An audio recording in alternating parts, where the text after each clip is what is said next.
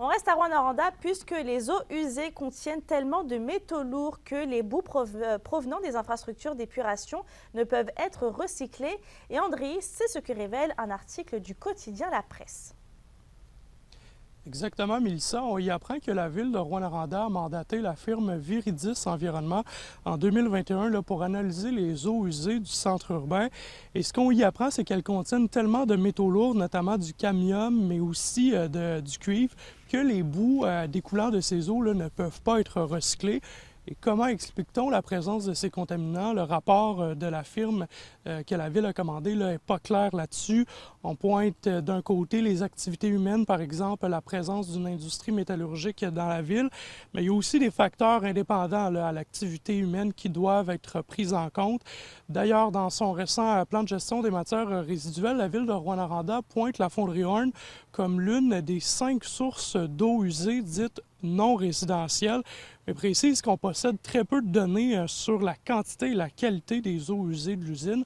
Je me suis entretenu avec Marc Nantel du réseau du regroupement Vigilance Mine de l'Abitibi-Témiscamingue plus tôt cet avant-midi.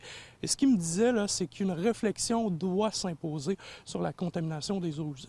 Je pense que l'article en question est intéressant dans le sens de dire, bien, écoutez, peut-être qu'il faudrait que les élus s'assoient, puis de changer l'optique dans laquelle elle fonctionne. Ses responsabilités, elles les prennent, dans le sens qu'elle s'occupe des boues usées dans ce cas-ci. Mais je pense qu'à un moment donné, il faudrait qu'au niveau des élus municipaux, puis je dirais que même au niveau provincial, actuellement, le gouvernement est en train de reprendre et de revoir sa façon de fonctionner.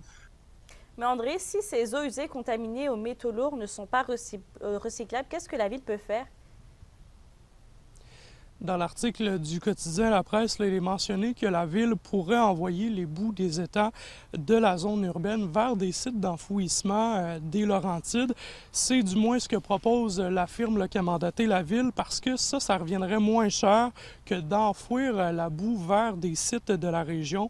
Marc Nantel du regroupement Vigilance Mine de l'Abitibi-Témiscamingue se dit surpris que jusqu'à maintenant, ce soit les contribuables qui doivent payer pour l'enfouissement des boues. Surtout si on est capable de lier l'industrie à cette contamination, elle doit prendre ses responsabilités selon lui.